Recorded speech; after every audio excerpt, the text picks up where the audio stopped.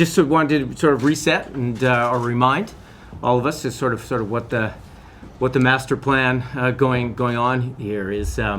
It can go back to bringing in Mark Dos Santos and in November and a year and change ago, and just taking what had been a good start to an MLS chapter.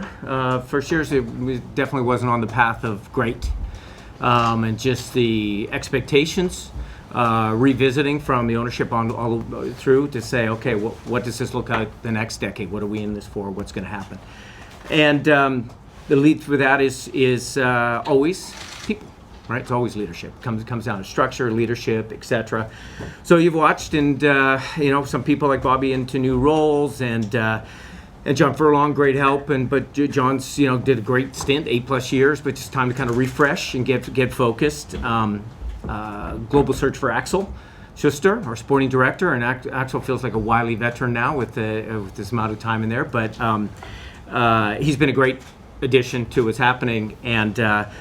But, just after the start of the sporting director search, we began quietly to look for a chief executive officer. We have Mark Panis today. That was the usual. We used Nolan Partners again, same group that we did before, that we used for the sporting director. So lots of coverage. We had 40 names and matches and interests. 40 got down to 15. The 15 got to 8. And then down to the final 4, and my favorite thing happened again, which is everyone in our group. Mark was number 1, and then Mark kind of bopped us in the nose during the end of the process and said, I want this job, and this is a job I can do really well at." So that was a good combination of what's happening, and so we welcome Mark, and really, if you look at it, it's a pretty clean slate. It's Axel and Mark coming in. Why Mark? 30 years experience. I've labeled him as a student of the game or the business of sport. This is what he's done, and this is what he's going to do. We like the diversity. Obviously, the Roma is great to have. He's touched some football, knows what a boot room smells like. But also the other dynamics. So in the professional basketball, cut his teeth 10 years at Madison Square Garden, New York City, New York Knicks. That's a good place to get your first decade under your belt. Slipped in a law degree while I was doing that, which is always handy to put in there. HSBC Financial, being able to build that book of $1.5 billion, get exposed to this. So, worked in London, worked in New York, worked in Rome.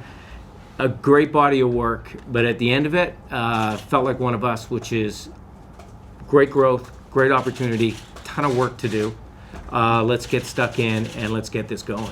I'm really excited to be part of it. I'm honored to be CEO of this club. I think there's a tremendous amount of upside here. Like I look at this and say, we've got committed ownership, you got a stable and sophisticated senior staff, but also all the way down on both the business side and on the technical side. And then we have pretty amazing facilities out at UBC, and tremendous sophistication in the organization from the kind of the youth pyramid all the way up on a technical ops side. And then I look at BC Place, and we're not an MLS team that's constrained by a 22 or 25,000 seat building.